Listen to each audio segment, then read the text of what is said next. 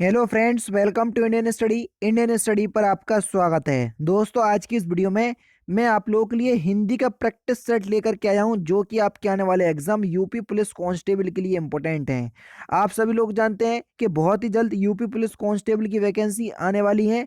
ऐसे में मैं मान करके चल रहा हूं कि आपने यूपीएसआई की तैयारी करी है तो आपको लगभग हिंदी आती ही होगी।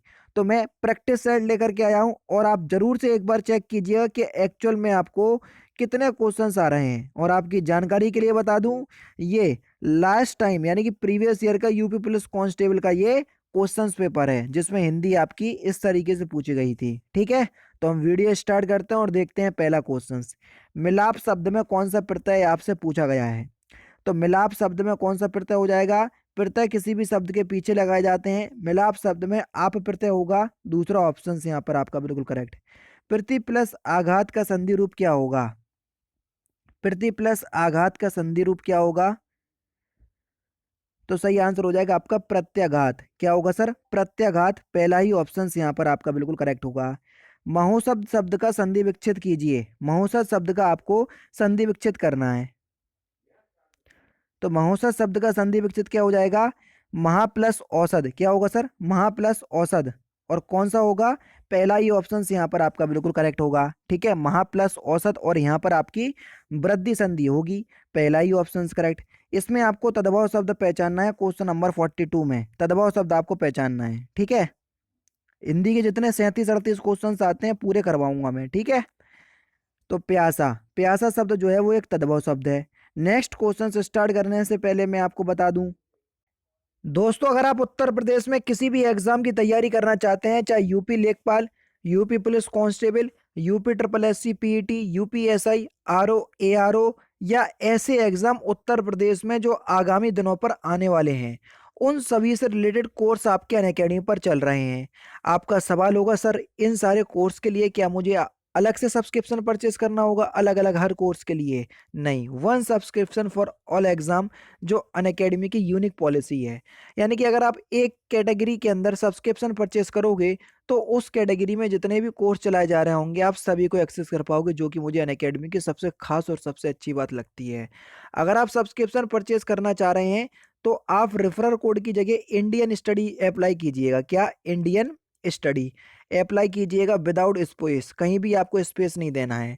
ये अप्लाई कीजिएगा तो आपको इंस्टेंट 10% का डिस्काउंट मिलेगा। और अगर आप सब्सक्रिप्शन 20 से 25 या 24 दिसंबर तक परचेस करते हो, देख लिए दोस्तों, अगर आप सब्सक्रिप्शन 20 से 24 दिसंबर के बीच परचेस करते हो तो 1 साल के सब्सक्रिप्शन के साथ आपको 2 महीने का सब्सक्रिप्शन बिल्कुल फ्री, और 2 साल के सब्सक्रिप्शन के साथ आपको 3 महीने का एडिशनल सब्सक्रिप्शन बिल्कुल फ्री मिलेगा। ये ऑफर केवल और केवल यूपी पीएससी और यूपी ट्रिपल एससी कैटेगरी के अंतर्गत है। और इस कैटेगरी में मैं भी पढ़ाता हूँ। स्पेशल क्लास रहती हैं जो कि बिल्कुल फ्री ऑफ कॉस्ट लेती हैं।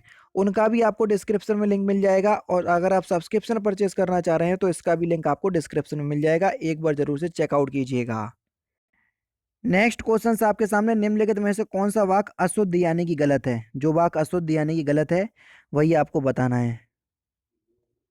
सज्जन लोग भला ही सोचते हैं, ही शब्द नहीं आएगा, ये एक निपात है। सज्जन लोग भला सोचते हैं, बस यही शब्द सही हो जाएगा, यही वाक्य दूसरा ऑप्शन करेक्ट। मुझे आज खाने की मन नहीं होती है, अशुद्ध अंश का स्पष्ट कीजिए। तो सही आंसर आपका क्या हो जाएगा सर? ऑप्शन नंबर डी, मुझे आज खाने का मन नहीं होता है ना? तो ये अशुद्ध अंश है, चौथा ऑप्शन करेक्ट। वाच कितने प्रकार के होते हैं? यूपी पुलिस कांस्टेबल में कई बार पूछा गया। वाच जो है वो आपके 3 प्रकार के होते हैं, कृतवाच, कर्मवाच और भाववाच। ठीक है, वाक्य को समाप्त करने के लिए जिसका प्रयोग किया जाता है उसे क्या कहते हैं? वाक्य को समाप्त करने के लिए हम पूर्ण विराम का प्रयोग करते हैं, दूसरा ऑप्शन करेक्ट। माता पिता लोहे के चने चबाकर बच्चों को पढ़ाते हैं, रेखांकित शब्द का मुहावरा आपको बताना है कि इसका अर्थ क्या है। लोहे के चने चबाना, इस मुहावरे का सही अर्थ क्या है? सही आंसर हो जाएगा बहुत कठिनाई झेलना, पहला ऑप्शन करेक्ट हो जाएगा। कहाँ राजा भोज कहाँ गंगू तेली, इस लोकोक्ति का सही अर्थ क्या है? सही आंसर हो जाएगा आपका विशिष्ट और सामान्य व्यक्ति की तुलना, पहला ऑप्शन करेक्ट है। जहाँ एक ही वर्ण की बार बार आवृत्ति होती है वहाँ कौन सा अलंकार होता है? जहाँ एक ही वर्ण की आवृत्ति बार बार हो रही, तो आप सभी लोग जानते हैं वहाँ अनुप्रास अलंकार होता है, दूसरा ऑप्शन करेक्ट है।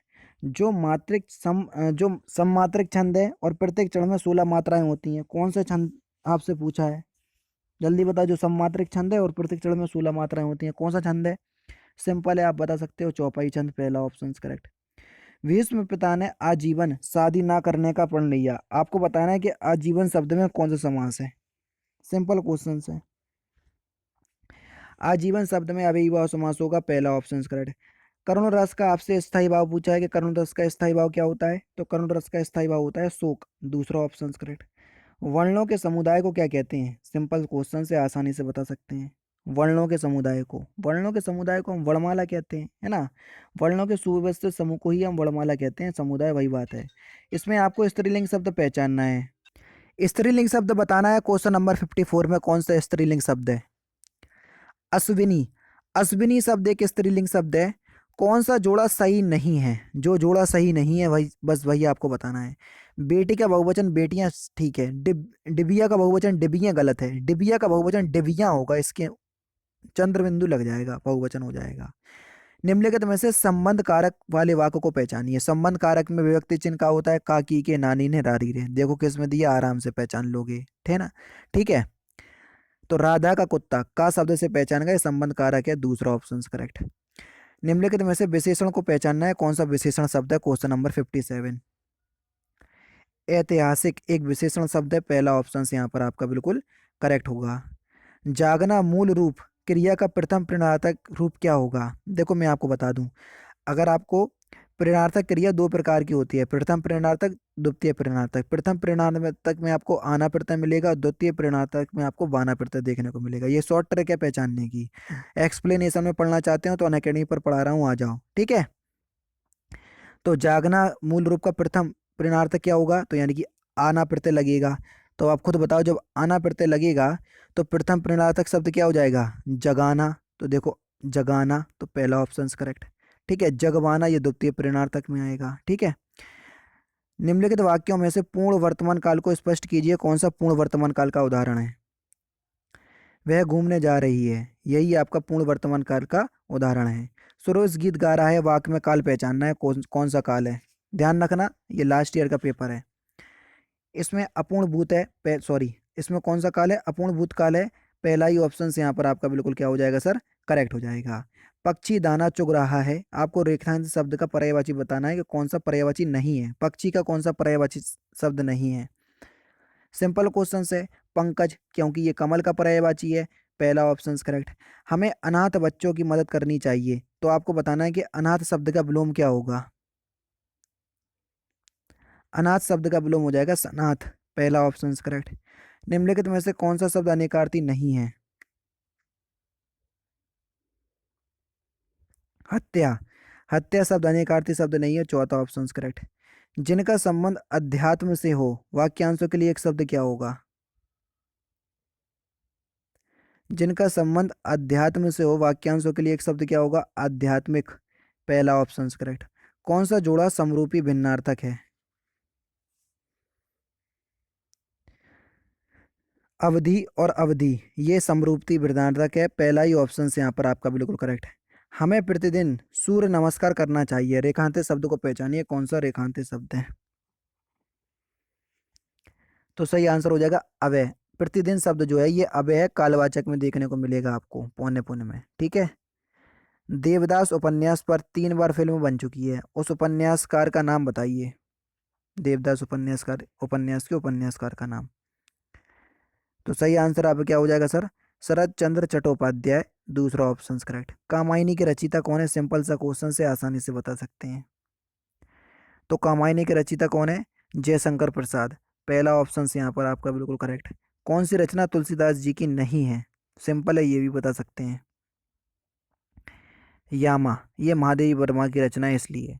लास्ट क्वेश्चन है कि निम्नलिखित कवियों में से गांधी जी ने किस कवि को राष्ट्रकवि का सम्मान दिया? तो इस क्वेश्चंस का आंसर आप मुझे कमेंट बॉक्स में बताएंगे। तो दोस्तों ये थे आपके हिंदी के इंपॉर्टेंट क्वेश्चंस जो कि यूपी पुलिस कांस्टेबल के लिए इंपॉर्टेंट है। अच्छा, आपके 37 में से कितने क्वेश्चन सही निकले हैं? तो आप लोग मुझे कमेंट बॉक्स में बताइएगा कि आपके 37 में से इतने क्वेश्चन सही निकले हैं। ठीक है, तो दोस्तों फिलहाल की वीडियो में सिर्फ इतना ही। अगर आपको वीडियो पसंद आए तो प्लीज़ दोस्तों वीडियो को लाइक कीजिए, शेयर कीजिए और साथ ही साथ हमारे चैनल को सब्सक्राइब करना ना भूलें, क्योंकि मैं रोजाना इसी तरह की वीडियोस आप लोगों के लिए लाता रहता हूँ। नमस्कार दोस्तों, जय हिंद, जय भारत।